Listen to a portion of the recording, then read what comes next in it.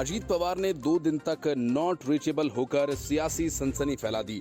2 दिन के बाद सामने आए और बताया कि वे आराम कर रहे थे, लेकिन हकीकत ये है कि 2 दिन बाद लौटे अजीत पवार के तेवर बदले बदले से दिखाई देने लगे हैं। इसके पहले डिग्री विवाद पर पीएम मोदी के पक्ष में बयान देकर उन्होंने अरविंद केजरीवाल और उद्धव ठाकरे गुट को बड़ा झटका दे दिया था और अब उन्होंने ईवीएम को लेकर उद्धव ठाकरे से लेकर शरद पवार तक सभी को सकते में डाल दिया है।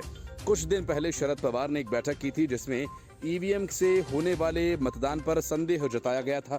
इसके बाद सामना में तो बाकायदा ईवीएम के खिलाफ अभियान तक छेड़ दिया गया। सामना में लिखा गया कि ईवीएम से मतदान सुरक्षित नहीं है, बीजेपी ईवीएम के सहारे लोकसभा का चुनाव जीतती है। लगे हाथ सामना में बांग्लादेश का उदाहरण देकर कहा गया कि बांग्लादेश में चुनाव फिर से बैलेट पेपर से होंगे।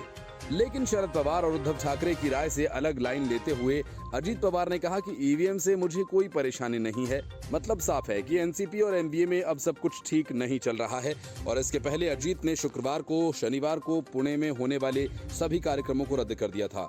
इसके अलावा कयास ये लगाए जा रहे थे कि वो एनसीपी के कुछ विधायकों के साथ संपर्क से बाहर हो गए हैं। लेकिन 2 दिन बाद अजीत पवार वापस आए और उन्होंने जानकारी दी कि तबीयत ठीक नहीं होने के चलते वे आराम कर रहे थे। साथ ही कहा जा रहा था कि उन्होंने अपने सभी आधिकारिक कार्यक्रमों को भी रद्द कर दिया था। वह ठाकरे की अगुवाई वाली महाविकास आघाड़ी सरकार में उप मुख्यमंत्री भी रहे थे। पीएम मोदी की डिग्री पर सवाल उठाने वालों से सवाल के मामले में हाल ही में अजीत पवार ने एक रैली के दौरान प्रधानमंत्री नरेंद्र मोदी की डिग्री का मुद्दा उठाया था और कहा था कि इसके बारे में पूछना उचित नहीं है। उन्होंने कहा था कि 2014 में क्या लोगों ने प्रधानमंत्री को डिग्री के आधार पर वोट दिए थे या उनका व्यक्तित्व था जिसने उन्हें चुनाव जीतने में मदद की।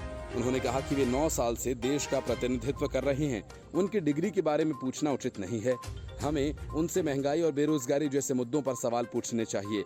उन्होंने आगे सवाल किया कि अगर हमें उनकी डिग्री पर सफाई मिल जाएगी तो क्या महंगाई कम हो जाएगी? क्या उनकी डिग्री के बारे में जानकर लोगों को नौकरी मिल जाएगी?